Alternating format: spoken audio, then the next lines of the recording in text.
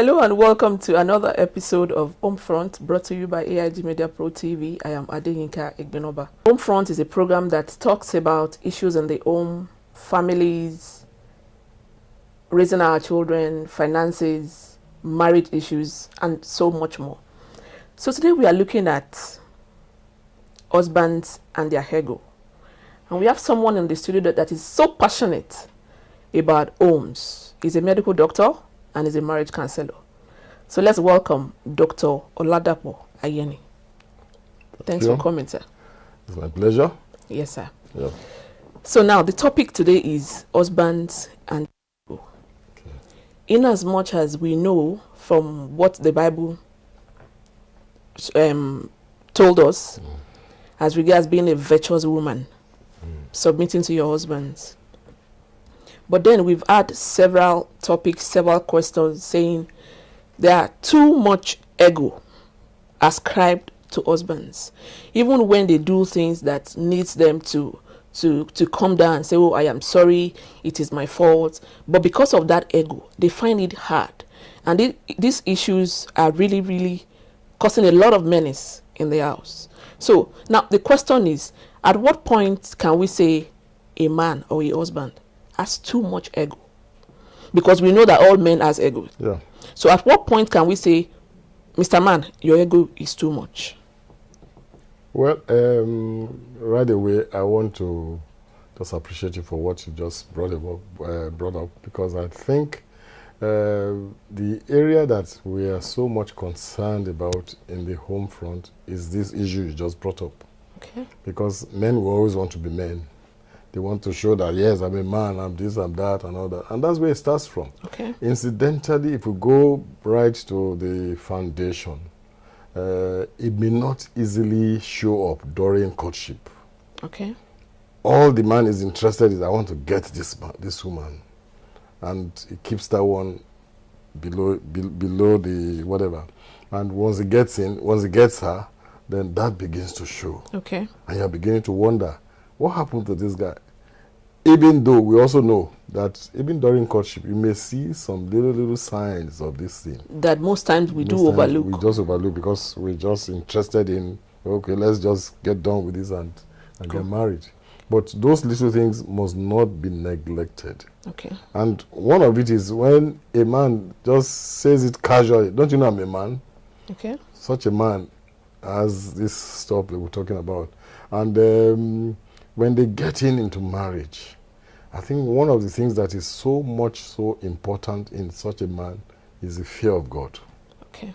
Because if we say the man is the head of the home or the family, there's somebody who is the head of the man, and that's God. Okay. So in trying, the body will keep wanting to express the egoistic part of the man, but he will remember that he's accountable to God. That whatever happens to this family, honestly speaking, I will give an account to God. So that will keep it at bay. All men have ego. Okay. In fact, as a man, you need the ego to survive. As a man. So it's just when it gets to excess, then begin to look at the God factor. Okay. And know that whatever you do, you will give an account. Okay. Now, we've had several people come and say, man is the head of the family. And we've also had same people say, women are the head of the home. Or let me say, woman is the head of the home. Are they two different things, the house and the home? Well, I believe when you begin to talk about home, there's no house, there's no home without a house. Very true. Because that's where they stay. The man, according to what we know in the Bible, the man goes out to look for what the family will eat. Okay. And somebody has to be in charge of that home whilst the man is out. Okay. So that's the analogy. Okay. It's just these days now, things have changed. Okay. People say you can't use one hand to carry a load. You need, and women they are much more versatile now. Okay. You see them playing some other roles, which obviously they are beginning to be much more expressive in their God-given potentials and all that. Okay. It was not so before. Okay. They just remained in the home. They don't really come out. but the man goes out to look for whatever. So she is in the home, making sure that the home is fine, making sure that she takes charge. The man comes in and, okay, I brought this, I brought that, and all that. And is there any issue I need to attack, and I will approach and all that. Okay, so we put it on a hold right there. We are having discussions with Dr. Oladapo Ayeni, who is a marriage counselor. And today we've been talking about husbands and their ego. But for now, we'll take a quick break and we'll be right back. Please stay with us.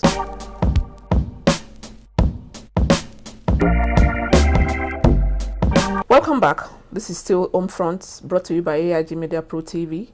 And today we are looking at husbands and their ego in the homes. And we have a marriage counselor in the house, Dr. Oladapo Ayeni.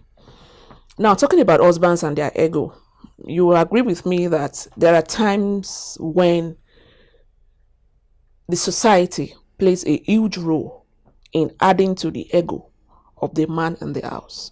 We've had cases whereby the man is even ready to let go, but because of influences around, the man will want to stand on his right and say, no, I have to pull this through. Now, that kind of man, what help or what is the way out for that kind of man that is in between his partner or his spouse and the external pressure around him? We know that marriage is between two people. Okay. And God is the author. In fact, the Bible says a three-chord for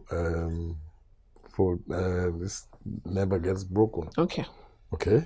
That is, anything outside that is an external factor, and it is not expected. It's a third party in marriage. Okay. And we have this society as a third party. The moment they begin to come, and what causes third party? I mean, what brings about the third party issue? The fact that the man begins to relate what is happening between in the house and his wife to his friends, to his in-law, to his relations, to his brother, to his sister, and those ones will say, you allow a woman to ride you. What they would not accept in their homes. Yes, what they would not do in their homes, they now push it to you that you should do it. Whereas that's not what's going on in their homes. Okay. Are you following me? So it's an issue that the man needs to face head on, to know that, see, those external guys, they are going to destroy your home. Okay. You better stay with your wife and stay with whatever ideas that the two of you are able to come in contact. Because I will just bring this, I'll just chip this in. When we started out, I would always want to have my way and all that. Okay. And my wife will allow me. But we're always running into trouble. Okay. Until I now realize, I better follow her. I wish I'd followed her right from the beginning. I'm sure I would have been miles beyond this level. So when you look at inputs from the woman, even though she's not going to be fussy about it, okay, you still want to exercise your dominion, your headship, your whatever. At the end of the day, you run the whole period. So you need to learn. We don't always want to learn. I don't pray we learn the hard way. Okay. But if you understand where the Bible calls the woman the helpmeet. Okay. That is, there's so much that is deposited inside of her that you cannot allow this ego stuff to now begin to override whatever decisions you want to take. Okay. Those outsiders, those influences, the society, they need to be cut off. Okay. Now, let's kind of advise some men out there who are in this situation right now. Take, for instance, a man that, like we know that a man will leave his father and his mother and shall cleave unto his wife. Yeah. Now, a man that has grown in a home for a long time and suddenly found his spouse and moved on, the ties are still there. No, it gets to a point where the man has to choose, not really choose per se, but have to now take his decision against the family that he has known all his life to stand with his spouse. And we know that it's a very difficult situation. If you would advise men like that out there watching that are in this situation, what would you tell them? I would tell them that, you see, the Bible talks about a man living. It didn't say a boy. Okay. That means a lot. There's a difference between a boy but what we find out these days that is boys that are living. Okay. And when a boy leaves, he will still be remembering his father and but when a man leaves, a man, when he leaves, he takes responsibility. You now tell him, we even start from the period of courtship, and let them understand the fact that once you are married, you have started your own family. You're not going back for counsel again. I mean, to go and meet them, to go and tell your mom or tell your dad, please, what do I do in this situation? Okay. You are supposed to have learned all that, even though not that you have learned everything, but at least you now begin to take responsibility. Whatever actions that you take, you are completely responsible for it. Thank you very much, Dr. Oladapo Ayeni. It's been great talking to you. Thanks so much for coming. Thank you. So viewers, you've heard it all from our guest today, Dr. Oladapo Ayeni, who is a marriage counselor. And to the husbands out there, to sum up everything we have said, for a man to leave his father and his mother and for him to cleave unto his wife, he has to be a man. He has to be a man. He has to be a matured man, not a boy. So that will be all for today on Home Front, brought to you by AIG Media Pro TV. I am Adeyinka Egbinoba.